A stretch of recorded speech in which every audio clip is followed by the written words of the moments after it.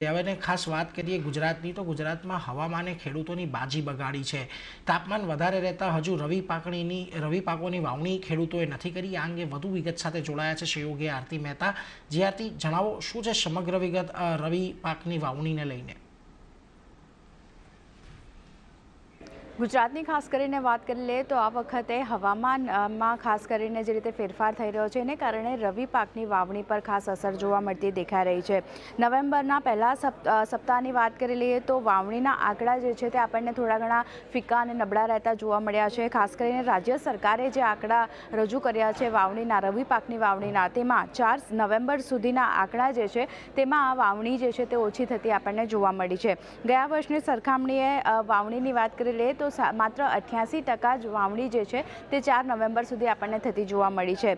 4 November સુધીના વાવણીના આંકડા પર નજર કરી લઈએ કે કયા પાકની કેટલી વિસ્તારમાં વાવણી થઈ છે। તો સૌથી પહેલાં જુવારની વાત કરી લઈએ। 56 લાખ હેક્ટરમાં આ વાવણી જે છે તે જુવારની થતી જોવા મળી છે। મકાઈની વાવણી 54 લાખ હેક્ટરમાં થતી દેખાઈ રહી છે। ચણાની વાવણીની વાત કરી લઈએ 0.3 લાખ હેક્ટરમાં આ વાવણી જે છે ચણાની આપણને થતી જોવા મળી છે। અને શેરડીની વાત કરી લઈએ તો 28,323 હેક્ટરમાં શેરડીની વાવણી જે છે તે આપણને 4 નવેમ્બર સુધી થતી જોવા મળી છે।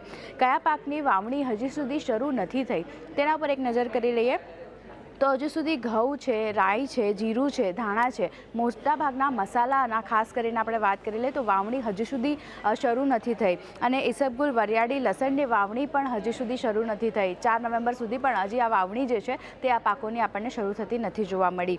વાવણી લંબાઈ રહી છે એનું કારણ શું છે તેના પર નજર કરી લઈએ તો નવેમ્બરમાં વધારે પડતી ગરમી જે છે તે આપણને જોવા મળતી દેખાઈ રહી છે। ખાસ કરીને ગુજરાત રાજ્યની વાત કરી લઈએ તો હાલ શિયાળુ પાક માટે હવામાન જે છે તે ખાસ કરીને માફક નથી આવી રહ્યું। બીજી બાજુ રાત્રે પણ તાપમાન જે છે તે થોડું ઘણું આપણને સામાન્ય કરતાં વધુ રહેતું દેખાઈ રહ્યું છે। એને કારણે પણ એક અસર આપણને ગરમીની વધતી જોવા મળી છે। અને ખરીફ પાકોની કાપણીની વાત કરી લઈએ તો વરસાદના કારણે એમાં પણ થોડો ઘણો વિલંબ થતો જોવા મળ્યો હતો અને ઓક્ટોબરમાં આ કાપણી જે છે તે આપણને થતી જોવા મળી હતી। તે પણ એક કારણ બની રહ્યું છે કે આ વાવણી જે છે તે આપણને ઘટતી જોવા મળી છે।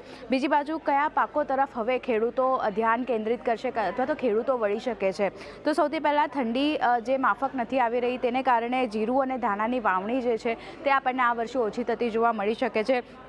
વાવણી ત્યાં ઘટતી જોવા મળી શકે છે અને આ વખતે ચણાની વાવણીમાં વધારો થઈ શકે છે। તો ખેડૂતો જે છે તે ચણાની વાવણી તરફ ખાસ કરીને પોતાનું ફોકસ રાખે તેવા અનુમાન અત્યારે બનતા દેખાઈ રહ્યા છે। ઘઉં અને રાઈની વાવણી પણ સારી એવી આપણને થતી જોવા મળી શકે છે। તો ત્યાં પણ ખેડૂતો જે છે પોતાનું ધ્યાન કેન્દ્રિત કરી શકે છે। તો આમ આ નવેમ્બર પહેલાંના સપ્તાહની વાત કરી લઈએ 4 નવેમ્બર સુધી જે સરકારી આંકડા આપણને આવતા દેખાઈ રહ્યા છે રવિ પાકની વાવણીના, તે ગત વર્ષ કરતાં થોડા ઘણા નબળા આવતા દેખાઈ રહ્યા છે।